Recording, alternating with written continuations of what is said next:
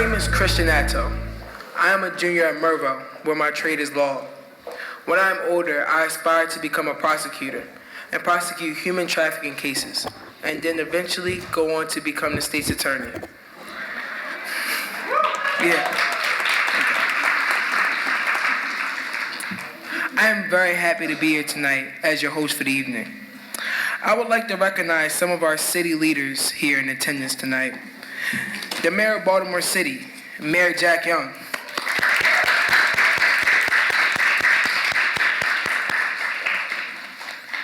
Members of the Baltimore City Council, Council Vice President Sharon Green Middleton.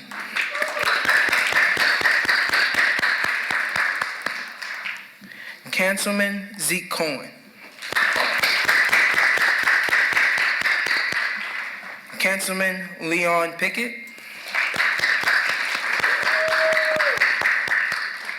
Councilwoman Mary Pat Clark.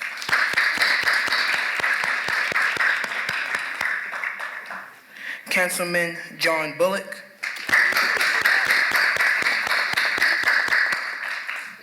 Members of the Baltimore City Board of School Commissioners. Vice Chair Jonette Richardson.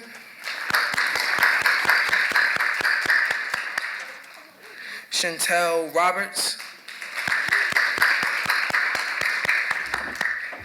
Ronald McFadden. And Michelle Harris Bondema.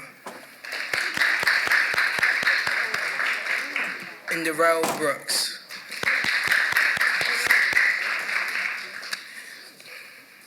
We are here tonight for you, the community. And we are here to kick off the strategic framework for Baltimore City's Office of the... We're here to kick off the strategic framework for the Mayor's Office of Children and Family Success. But before we get into the program, we would like to share a short video. So.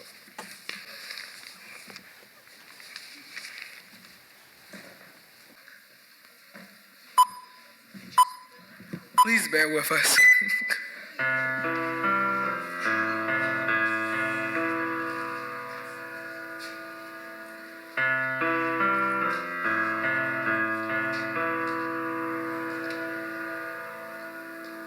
In Baltimore, we have 600,000 plus residents.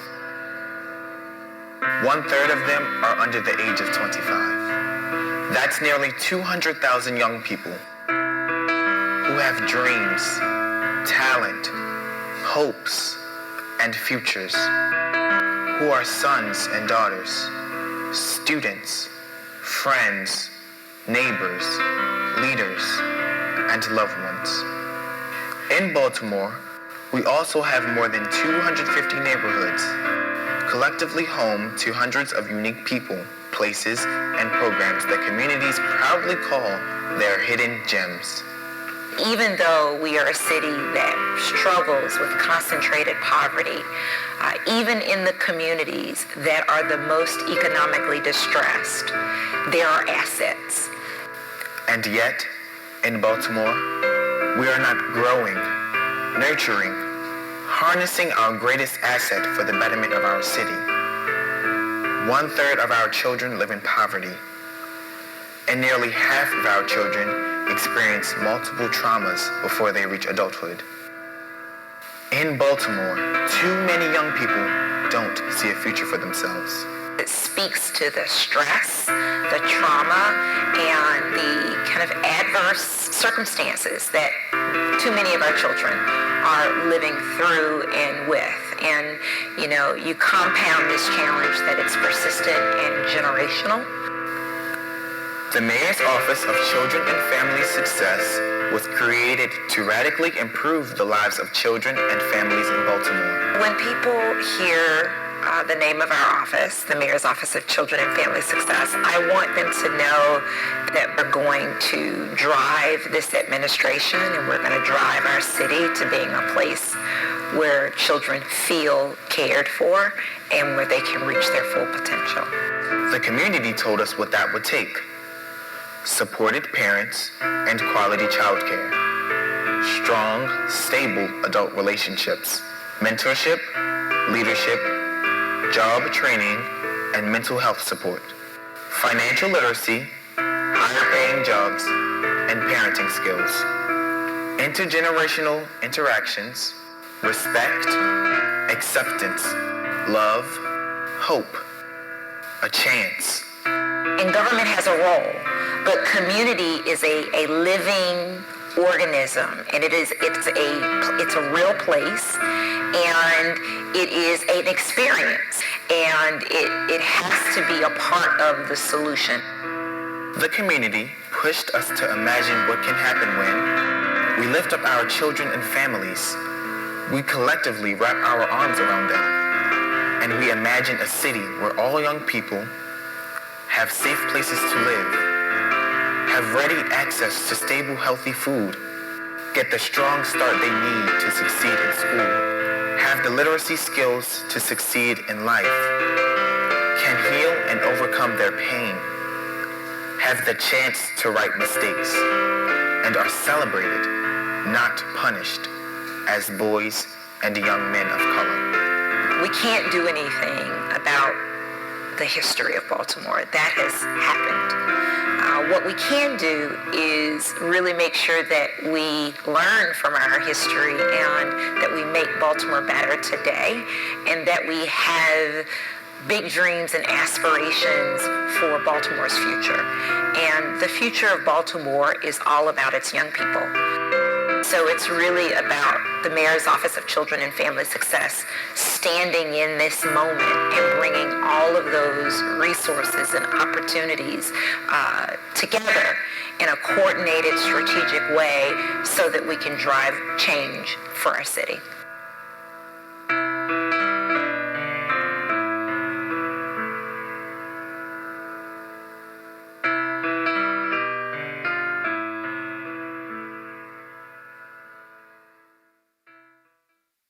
Isn't Baltimore an amazing city? Give it up for Baltimore. Yeah.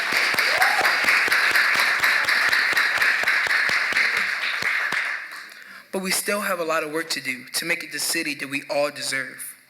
Tonight is a good night for Baltimore's families, and especially for me and Baltimore's nearly 200,000 youth and children here tonight.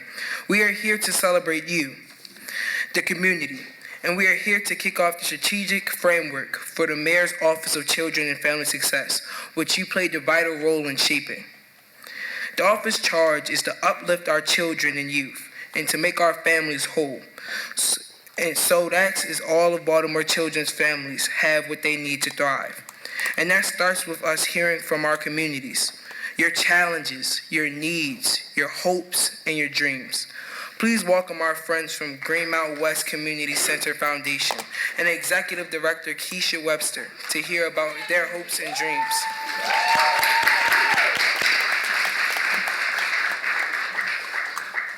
Thank you, ladies. Good evening. I'm Keisha Webster, and it is truly an honor to be here this evening. We are just so excited to have this partnership with the Office of the Mayor's Office of Children and Family Success. It shows great leadership to know that it does not take one agency to make major changes in our city. It takes community partners who are committed to doing great things. The Greenmount West Community Center is committed to creating more positive childhood experiences, not as a way of erasing the pains that our young people are going through, but as a way of getting them to understand that life is based on joys and pains. Tonight, you're going to hear from 4 of the young ladies who are from the Greenmount West Community Center. Please listen with your ears as well as with your hearts. Hello, my name is Sydney. 2020 has been a designation to the Year of the Woman.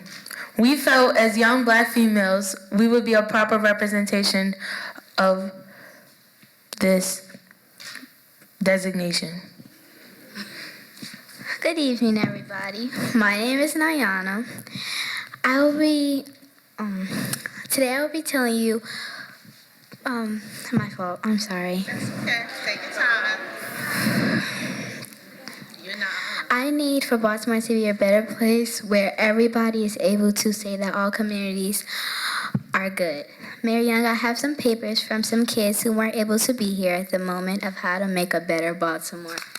Here you go, Mayor. Thank you. Good evening. My name is Madeline Victoria White. So, my dream for Baltimore is for it to be a place where there's no homeless people and there's no people having to beg for food. Good evening. My name is Kasaya.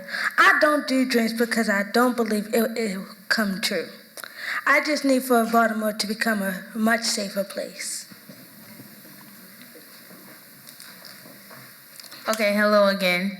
My dream for Baltimore is for it to be an accepting community, so that one day when I have a family, I would choose to raise them here. Thank you for your time.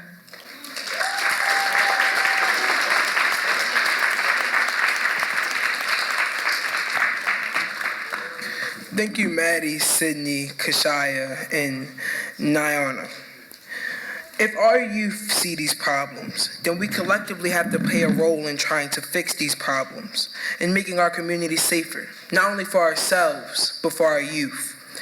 Mayor Bernard C. Jack Young has had a long history of championing young people, and last summer he continued that commitment by creating the Office of Children and Family Success. But he can tell you more about that than I can. I am honored to introduce to you Mayor Young.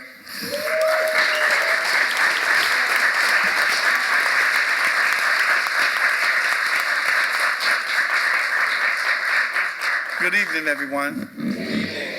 I'm honored to be here tonight with my elected officials who have already been acknowledged. One of the first things that I did, our health commissioner, Dr. Savasa. Any more cabinet members here that I haven't seen? Curly Moselle, Deputy Chief of Staff.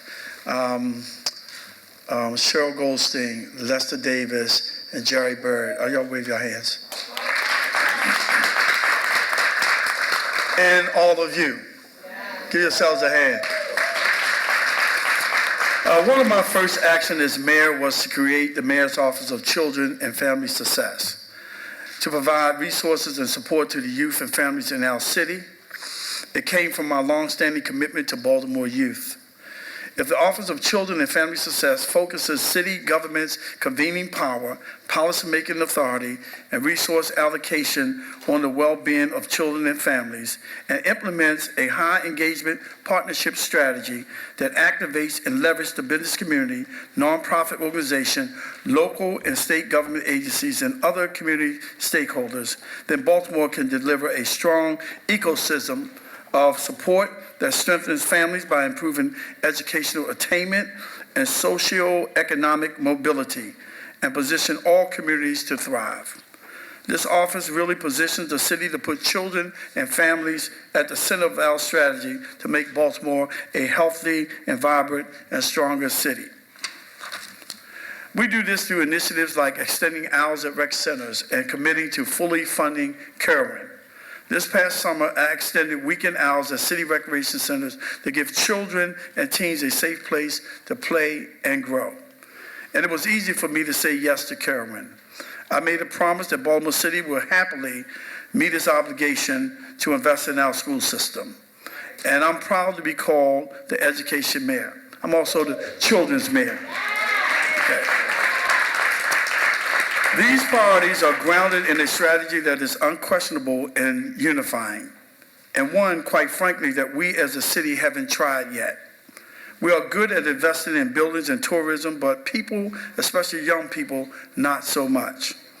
Under my administration and with the creation of this office, we are changing that. Shortly after becoming mayor last May, one of my first meetings I had was with Tisha Edwards. Stand up, Tisha. They already seen it on the screen.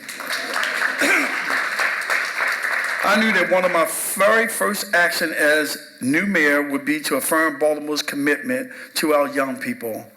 So who better than Tisha for one of my early meetings? Let's give her a hand. One of my early meetings. The act of creating an office dedicated to children and family is not a new idea for me. It really comes from a lifelong passion for the promised young people in our city. Investing in our children is real and necessary, and I'm thankful to have the platform and the ability to carry out this mission. But I couldn't do it alone. I'm thankful for you, Tisha, for your belief in our vision and unconditional support of our children. And I'm thankful for each of you. Thankful that you'll roll up your sleeves and ask the critical questions of what can we do to support children and teens in Baltimore. And I'm talking about all of you. We have a roadmap forward, and I'm really excited about our next phase. Just think, if we are able to do so much in less than a year, facing crisis after crisis, imagine what's in store now that we're officially up and running. Again, thank you all for your time, partnership, and faith. Now let's get back to work on behalf of Baltimore's young people. Thank you all. So you coming up now, Tisha? Not yet? Okay. I just follow orders.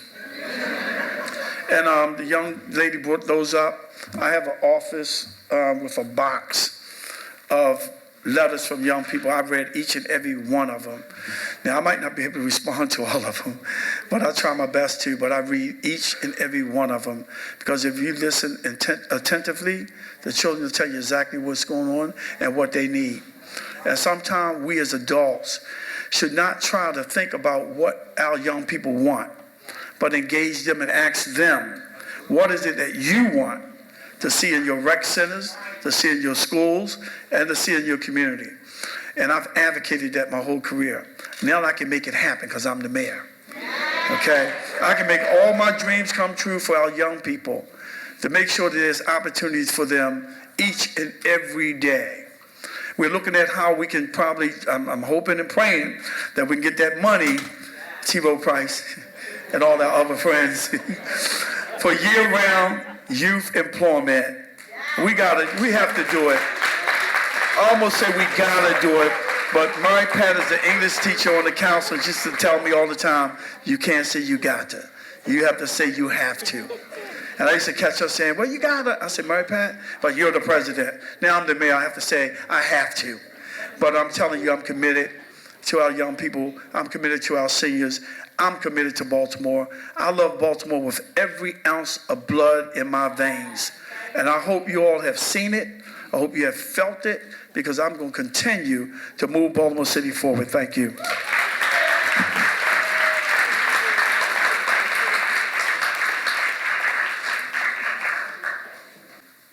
They say the grass ain't always greener on the other side.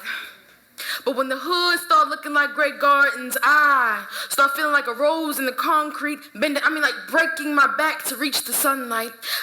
Folding myself into the origami that is society's expectations. Masses' favor. Good black girl. Pretty for a black girl. The prettiest flower in the garden. Sometimes I just want to grow. Sometimes I want to glow, be somebody's brighter side. Sometimes I want to feel happy.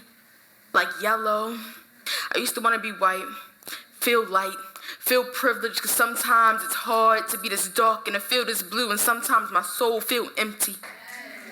Feels black, feels like a black hole swallowing my existence, and sometimes I feel heavy, feel trapped. Sometimes I feel like a trap, like a black widow, like I pull people in and wrap them in my trauma, but nowadays, I feel like pride. Feel like purple, feel like the queen of my own issues. Feel fly like a plane, found out I was strong enough to carry my own baggage. Like, yeah, I'm insecure, but I'm also that chick. Like, I'm ugly, but I'm funny, so I'ma get the last laugh, sis. Like, I'm black and I'm smart. Black absorbs all colors, so I guess you're looking at a reading rainbow. And I'm black, and I'm proud. So when they ask what I mix with, I say joy, I say pride, I say excellence, I say, don't you know this black is lit? This black is pretty hair, this black is pretty here. And there, we lit everywhere. I say this black is art. And ain't God painting a pretty picture? So if we're talking colors, I want to bet on black every time.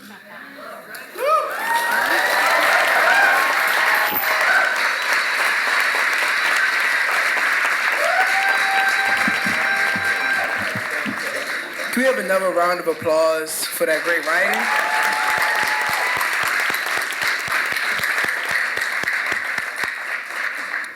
That was A Color Story by Baltimore poet, Destiny Butler. Thank you, Destiny. As soon as the Office of Children and Family Success launched, we reached out to you, the community, to focus on a very big work of making children's and families' lives better. You've attended community design sessions across the city. You gave generously of your time, your experience, and your hearts. DeWard came to many of those design sessions, and to each one, he brought young people. DeWard is the founder of My Father's Plan, a nonprofit that creates economic opportunities for youth to make change through community activism. Please join me in welcoming DeWard and hearing why he joined in this effort, why he leaned in.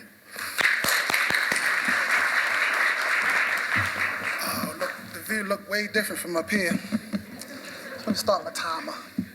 I got 5 minutes. So look, as much as I would love to talk about our program, we're here to talk about the design sessions. So I'm gonna let these brothers turn around though so y'all can see the website. All right, so thank you to the Office of Children and Family Success. All right, that's good, they got it. So I'm gonna let these young brothers talk, but the first thing I wanted to say about the design sessions, and I want to be very transparent, I typically go to different functions because we promote in our program. And a lot of people didn't know about us. We've been in Penn Lucie for like 6 years, and we create economic opportunities for young people to make money. So I agree with the mayor was saying, kids should get paid all year round, because that's what we do. So when I come to the sessions, really I'm coming like, man, well, let me see what they're talking about. Really, I really don't come with an enthusiasm that is really going to be changed because I hear people talking so much. And I'm kind of an action guy. I don't want to have a meeting about another meeting, right? So I came to the sessions because of Tisha, really. I've been knowing her so long, and I respect her a lot. So I said, well, let me see what these sessions are about. Since Tisha running these sessions, let me see what they're about. So when I got there, I didn't really know how it affected the guys until we left. You know, on the way home, these are just 2 of the guys. We probably went to like 2 or 3 sessions. So it's probably about 7 or 8, maybe 9 guys all together who went. So on the rise home, I was asking them, you know, so what did you get out of it, right? And I'll let them tell you. How everybody you doing today? So one thing about the sessions is, well, the thing that surprised me the most was that it was like interracial. So it was like different races coming together, speaking on the same topic. How everybody doing? My name is Gerard, coming from MFP, My Father's Plan. What I would like to talk about is what I loved about the sessions. What I loved about the sessions was how other people from other communities all came together to talk about what they wanted to fix and stuff like that.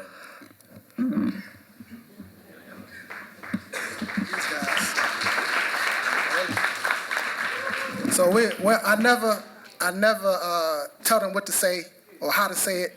I just want them to be, what is the word, authentic, right? So now I got to do the next 3 minutes because y'all ain't ready to say nothing.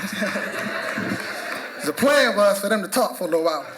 So, but in all seriousness, what I got out of the design sessions was my guys, the things that they were saying on our way back home. Like, those 2 said those things, but we had other kids saying stuff like, I didn't even know people was meeting to do stuff like this, right? I had another kid, and they always ask me when I say, yo, we got to go do this, or we got to go do that. Sometimes they don't really want to do it, but I need them to know what I'm doing for them so that they can replace me one day, right? So I got to take them wherever I go. So one of the things that one of the kids said, I wish he was here, was Dee, right? I don't even know his real name. What's Dee real name? Deshaun, right? So Dee said he liked the food, right? And he said when he first got to the table, it was all old people. Dee like 12, 11, 10? No, he like 12. All right. So Dee like, this is us. Like, this is what you get, right?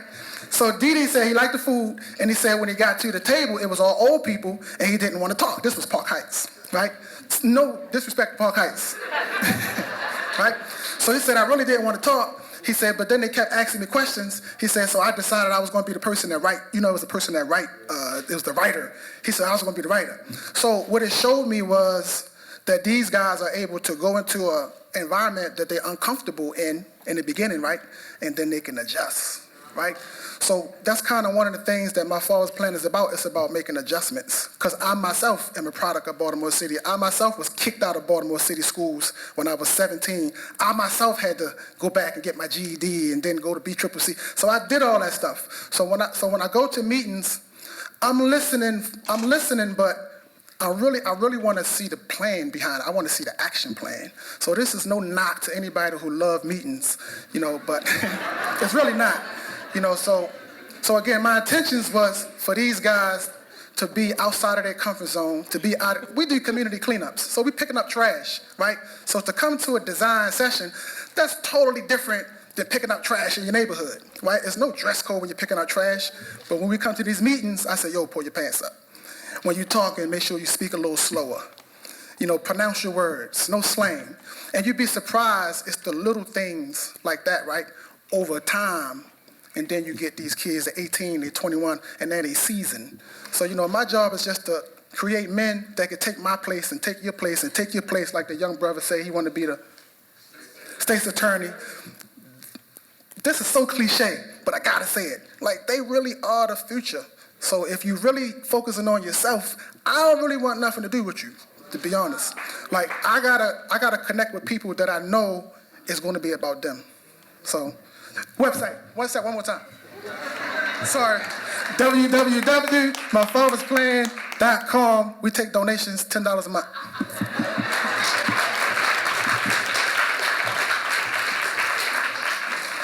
Being 18 in Baltimore, living here is a cup half full, a half and half. Creating concoctions like salt, pepper, ketchup, becoming one word. See, I don't know the season in our chicken boxes. It's used, make tasty salt circles, cursing everything about America as we add ashes to the Ashe circle. Being from Baltimore means your ancestors just ascend louder, and we keep that same energy. Connect my people with a single yeah. But they ask us to be quiet.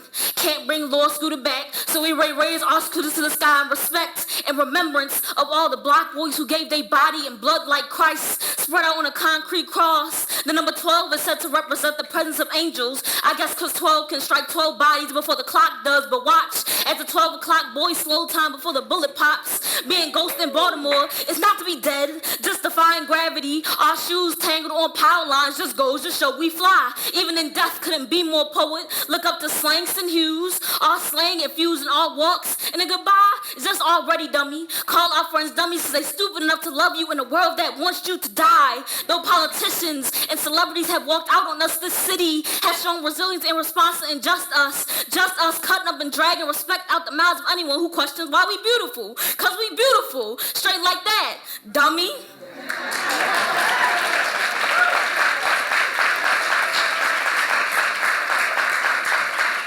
Can I have one more round of applause? That was simply amazing, guys. Please. That was Baltimore Dummy by Dumore Baltimore poet Kima Flight. Thank you, Kima. Okay. Because the Office of Children and Family Success supports youth champions for Kerwin, I've had a chance to work very closely with his team and its executive director, Tisha Edwards. And if I've learned anything, it's that Miss Tisha Edwards cares a lot about the youth of Baltimore City and ensuring a bright future for us in our city. It is my pleasure to introduce to you Miss Tisha Edwards.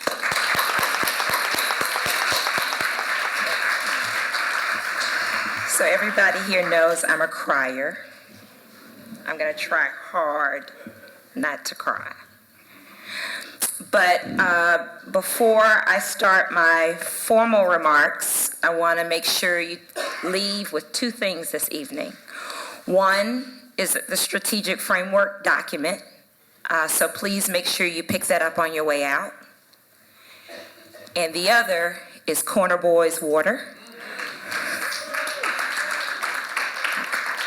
For everyone who's been following the challenges associated with the increase of squeegeeing in our city, this is one of the partnerships of folks leaning in to support young people in a really meaningful way. And so there's a group of young men from North Avenue who are working with Micah to develop and distribute water. This is safe. And they are actually talking with a distribution company to really blow this thing up. So I just want to acknowledge them and our support of those young people. Before we get started, I also want to acknowledge Angela. Hold on. I want to acknowledge the planning team for this evening's event. From the Mayor's Office of Children and Family Success, the planning team for tonight's event, could you please raise your hand?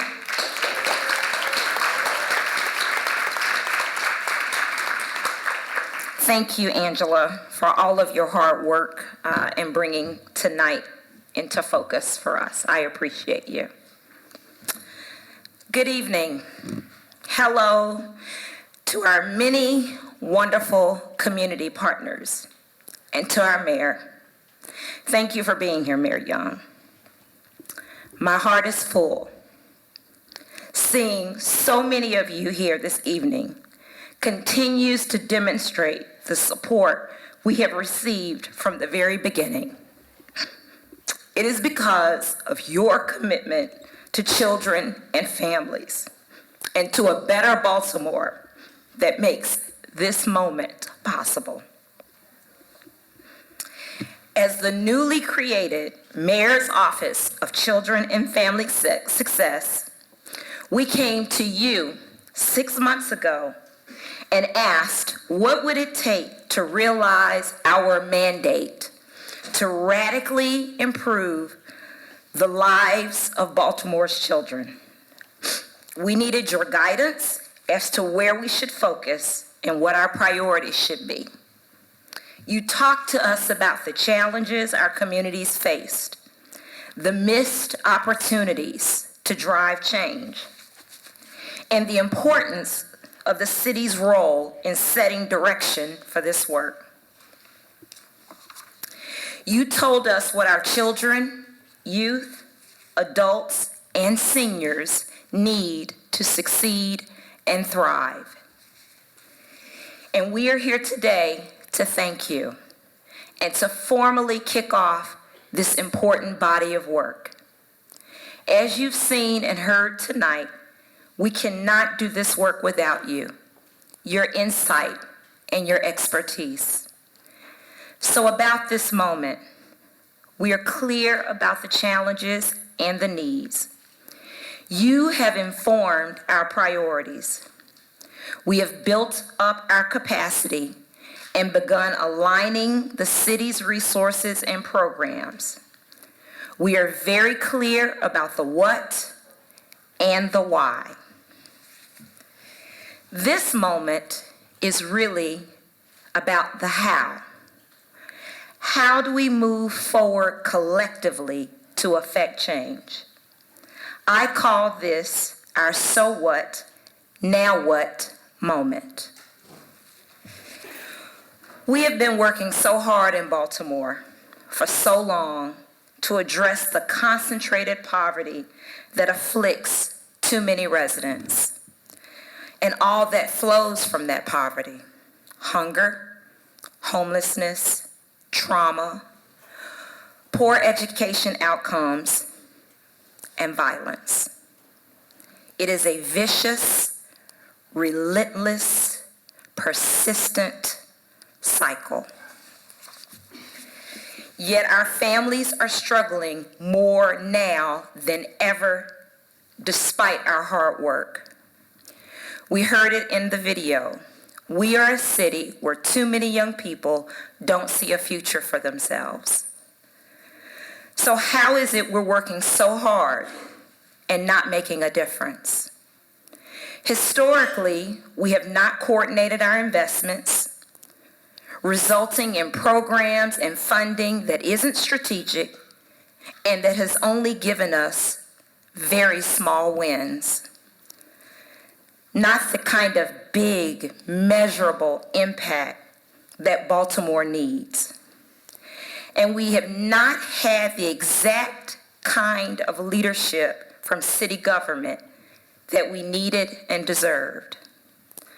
The creation of the office by Mayor Young was a crucial step in setting a new direction for our city.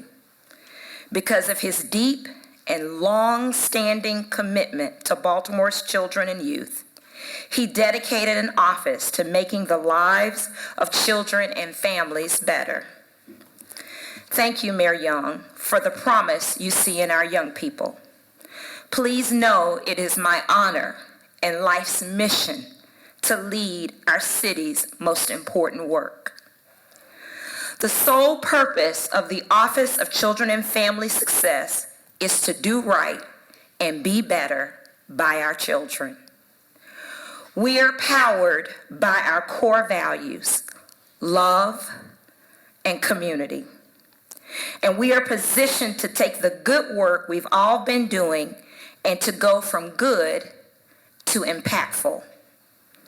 Here's how.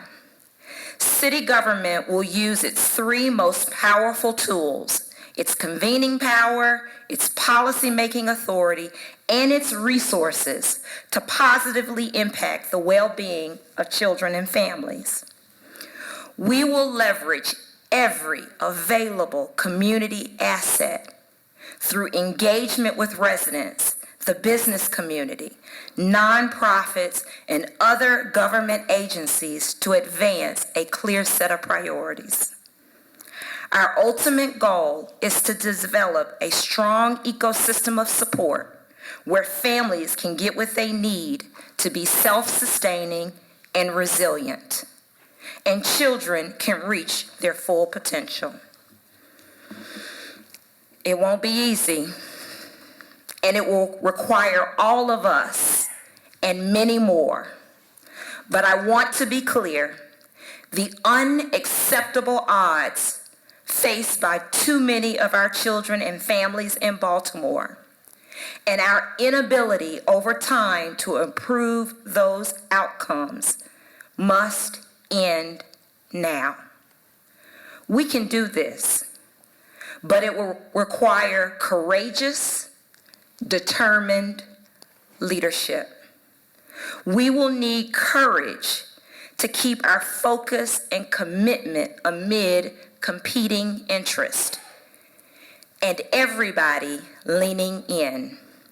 This is a collective impact opportunity, an opportunity to be and do different, and to do things much better. This new agenda on behalf of children and families will be driven by our office.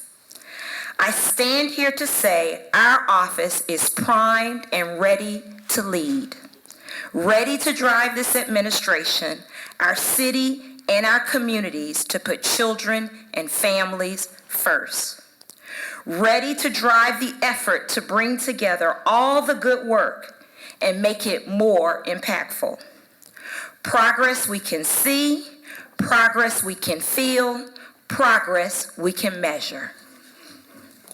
I want to share with you a few of the ways our office is beginning to leverage the tools of government, engage others, and move towards measurable impact. The last time Baltimore City had a multi-agency leadership body dedicated to children and youth was more than a decade ago. In November, we launched the Baltimore's Children's Cabinet, a body of representatives from city and state children and youth-serving agencies and key nonprofit and institutional partners. Our office chairs and staffs the Children's Cabinet.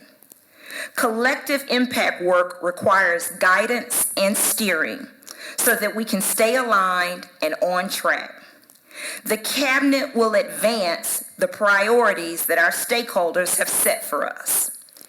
These are to increase early childhood development opportunities, decrease youth food insecurity, decrease youth homelessness, increase youth literacy, expand trauma-informed care for youth, increase youth diversion practices, and break down the historical barriers to success for Black boys and men. In the fall, the Children's Cabinet will release a plan for advancing those priorities. I am so glad and grateful to have some of our cabinet members here tonight. Could you please stand up if you are part of the Children's Cabinet?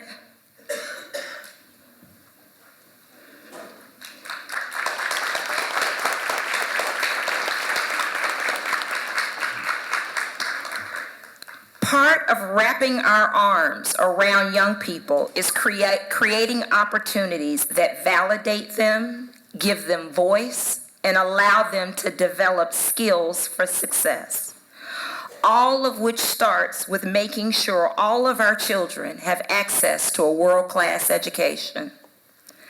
The most direct path out of poverty is through educational attainment. In Baltimore and across Maryland, too many children don't have the educational system they deserve due to insufficient funding and low expectations of our children. The Kirwan Commission's recommendations would radically alter the current education landscape and present the most important legislation of our generation.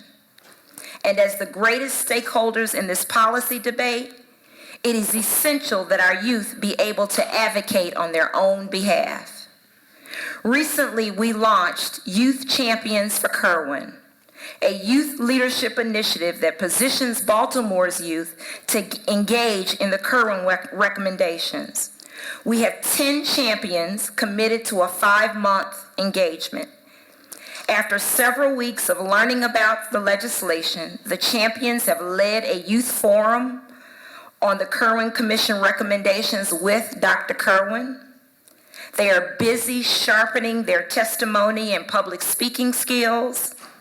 They are gearing up for high school visits to educate their peers about the legislation and will be traveling to Annapolis regularly in the coming weeks to testify, rally, and meet with lawmakers.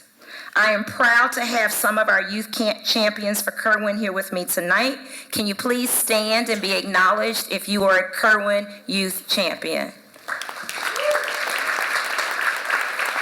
Wait, these are the kids that taught me about period. I didn't understand period until the youth champions educated me. Thank you for your hard work, you guys.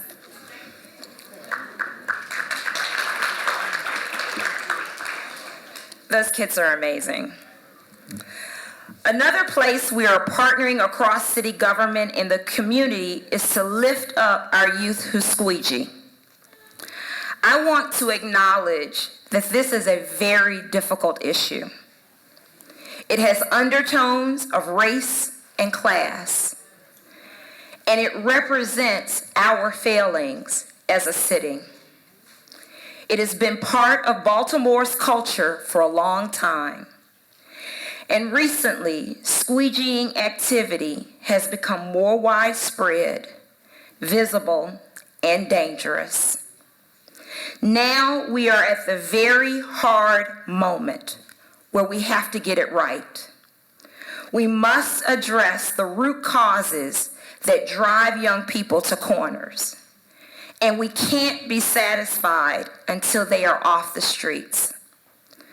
We have allowed a perfect storm to develop, a perfect opportunity for bad things to happen. Young people shouldn't be on corners. They shouldn't have to battle against the basic daily challenges of living in concentrated poverty. 14, 15, 18-year-old youth shouldn't be hungry, without a stable place to live, skipping school to provide for their families. I also want to be clear, stealing a person's bike, that's not okay. Physical attacks, that's not okay. And aggression of any kind that makes other people feel threatened is not okay. We do not support anyone hurting, harassing, or threatening anybody. And our children and our youth are no exception to that expectation. None of us are off the hook for what has brought us to this moment. It's going to take all of us being disruptive and collaborative to eradicate this unacceptable situation. Schools, police, nonprofits, business, government, all partnering to address the real and pressing needs of our young people. This issue is exactly why our office was created, to set a standard for how to engage with the children and the families who are most at risk. And we must continue to always see the good in our children.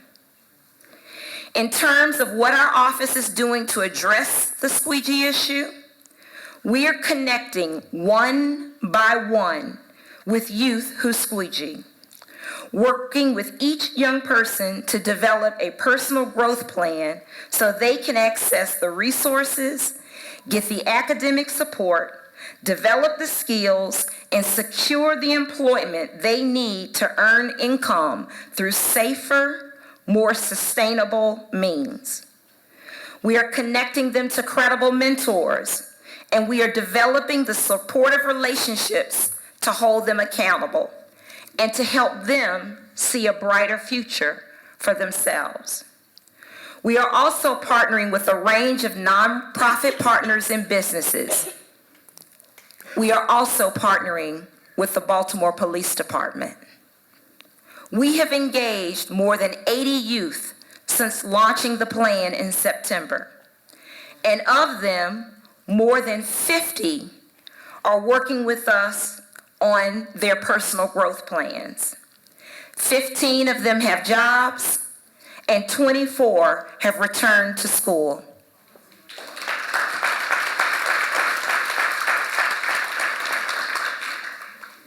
I am often reminded of Thomas. Thomas has been working at Burger King since October and has aspirations of a managerial role. He is on track to graduate from high school this spring. And then there is Victoria. Is Victoria here tonight? I didn't see Victoria. Victoria has also moved out the corner and returned to school. And she has not missed a day since we took her back.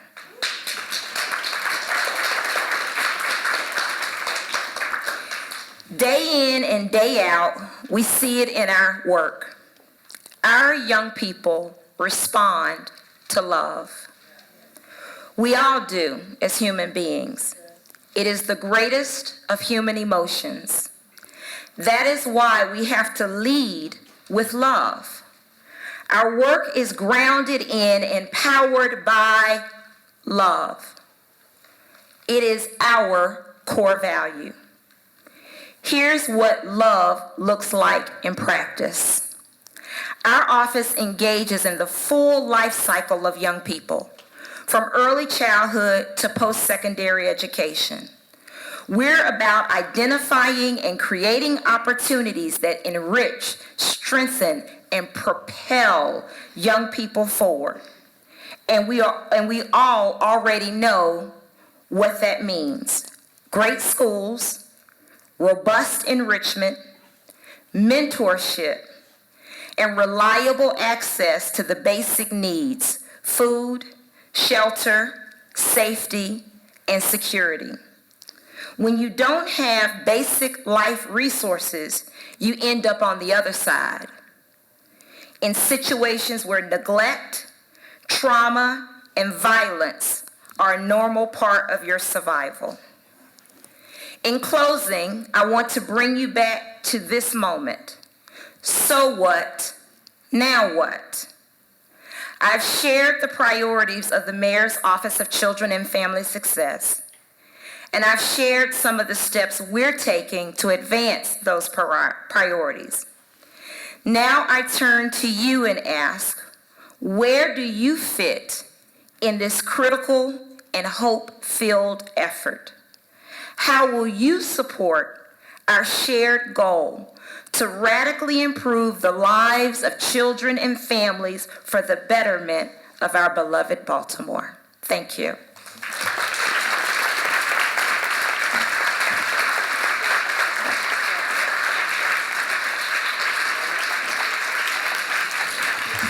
I wanted to thank all of you for coming, taking time out of your very busy days to be here. It means a lot to me and all of the communities people here represent.